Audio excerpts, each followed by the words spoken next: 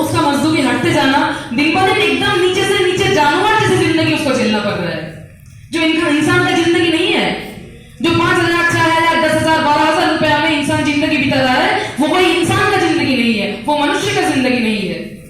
ये पूरा देश में हमारे आंखों के सामने होता जा रहा है कि एक अंबानी का वो महल जो मुंबई में कितना महल है, वो कितना फ्लोर का महल है, जो इसमें एक में गाड़ी रहता है, एक में वो खाना खाता है, एक में वो सोने जाता है, एक में वो दूसरा में गाड़ी रखता है, एक में बहुत बड़ा पैलेस बनाया जा रहा है, जो पूंजीपतियों का अपना हेलीकॉप्टर बनता जा रहा है, अपना पोर्ट बनता जा रहा है।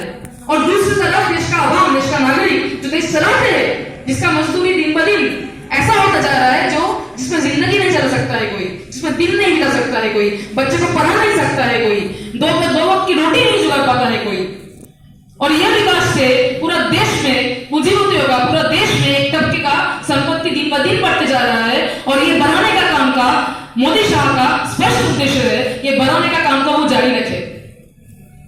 हमने देखे हैं कि आसाम में हेमंत बिस्वा शर्मा, वहां पे हमने सुना था कि आसाम में ये जबरदखलकारी मुल्क के बहुत हेट स्पीच दिया उन लोगों ने कि मुसलमान जबरदखल कर रहा है, जमीन हड़प रहा है, जमीन पे खेतीबाड़ी कर रहा है। जबरदखलकारी कौन हुआ? जो खेतीबाड़ी करता है, जो मुसलमान वो खेती कर रहा था, गोली चला दिया उसमें, जमीन हड़प लिया उनसे। क्या किया जमीन में? अदानी का वो जमीन लेके बोला तुम सोलर ग्रिड, पावर ग्रिड लिया, तुम सोलर पावर के लिए वहां पे ग्रिड बना। सोलर पावर के लिए, अदानी का इन्वेस्टमेंट के लिए जमीन मुसलमान से, जो खेतीबाड़ी करता है, जो गरीब चाषी है वहां का, खेतीबाड़ी करने वाला किसान है, उनसे हड़प लिया। खेतीबाड़ी करने वाला हो गया जबरदखलकारी। और अदानी जो वहां पे सोलर पावर के लिए अपकमिंग इन्वेस्टमेंट है, बिजनेस का नया सेक्टर है, कहां पे इन्वेस्ट कर सकता है, उसके लिए जमीन दे दिया उसको।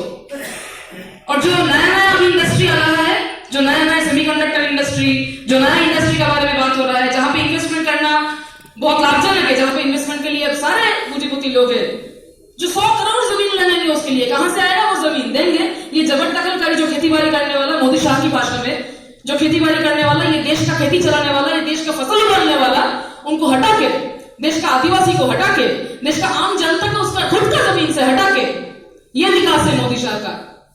और यह विकास लेके किसी और का कोई सवाल नहीं है, यह विकास का आम मुद्दे पे किसी और का कोई प्रश्न नहीं है। यह विकास देश में कोई जगह पे, हमारा राज्य में ममता बनर्जी का जो उन्नयन है, जो डेवलपमेंट है, 2011 के बाद से हम भी सुन रहे हैं डेवलपमेंट, वो कोई एक जगह पे चुनाव का मैदान में तो लड़ते रहते हैं। ये डेवलपमेंट का सवाल नहीं है, ये उन्नयन पे, ये विकास के रूप में सवाल नहीं है कि किसके लिए विकास हो।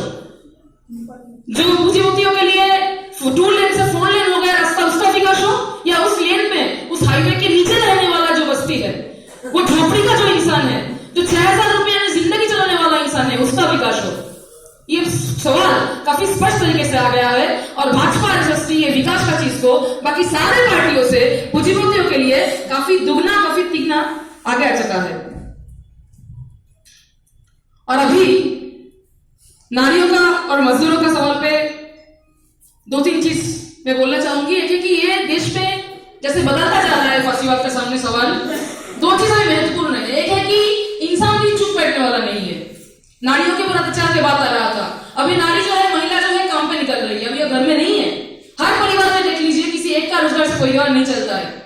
मान्यवर का, हमारे वहां मान्यवर का जो फैक्ट्री है, दैनिक 250 रुपया में महिला काम करती है। अंबानी का लड़की का शादी का लहंगा बनता है मान्यवर में। विराट कोहली और अनुष्का शर्मा का एडवर्टाइजमेंट का लहंगा बनाने वाला 250 रुपया दैनिक मजदूरी में काम करता है। और वो महिला जो अपना घर से निकल चुकी है, समाज के लिए काम कर रही है, जो प्रोडक्शन में काम कर रही है, जो फैक्ट्री जा रही है, वो चुप नहीं बैठने वाली है। मुन्ना में वो लोग ट्रेड यूनियन बात नहीं कर रहा था उसके पक्ष में, उसके पक्ष में वो खुद लड़ाई जारी कर दिए थे। बेंगलुरु में रास्ता जाम कर दिए थे, आगे निकल रही है। लेकिन फिर भी ये देश में महिला का मजदूरी काफी नीचे है। फिर भी ये देश में महिला जितना वर्कफोर्स है, उसका मजदूरी नहीं है बराबर।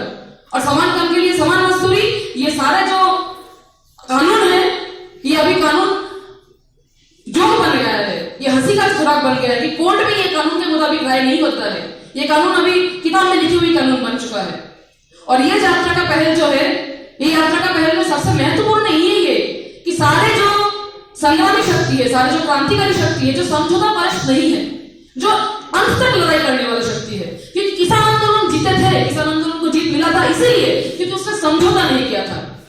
समझौता करने के लिए दबाव था, समझौता करने के लिए अंदर से भी बहुत सारी शक्तियां थी जो समझौता करने के लिए बार बार दबाव दे रहा था, लेकिन कुछ शक्तियां थी और पूरा आंदोलन का शक्ति ऐसी बनी जो समझौता नहीं करने दिया। किसान आंदोलन अंत तक लड़ा और मजदूर, आम किसान, आम जनता जो शक्तियों के ऊपर भरोसा कर सकता है, जो शक्तियों पर उनको निर्णय कर सकता है, वो यही है कि समझौता पर ना होके जो अंत तक लड़े, जो संग्रामी क्रांतिकारी जो शक्ति है। और उनका पहल ये यात्रा है, ये यात्रा एक लड़ाई की तरफ पूरा देश भर में, पूर्वांचल में जहां पे मजदूर पूरा दुनिया में देश में काम करने जाता है, बिहार, झारखंड, उड़ीसा, बंगाल, यही तो है मजदूरों का, जहां से जाता है पूरा देश में मजदूर। ये सारे राज्यों में ये आवाज उठाए, ये वार्ता उठाए और एक लड़ाई का, एक संग्राम का, एक जंग छेड़ने का, क्योंकि ये जंग है साथी, ये कोई लड़ाई नहीं है, ये जंग है अगला दुनिया के लिए। और ये जंग में ताकत लगाने के लिए वो चुनाव में हराइए, रास्ते में हराइए, जहां भी हराइए, अपना ताकत बढ़ाइए, क्योंकि अपना ताकत बढ़ाने से ही अगला जंग हम लड़ सकते हैं। और जैसे भी हो उसमें ताकत बढ़ाते रखिए, ताकत बढ़ाने का काम चलने रखिए। और यही बात बोलने से मेरा वक्तव्य मैं खत्म करती हूँ। इनकलाब जिंदाबाद, लाल सलाम।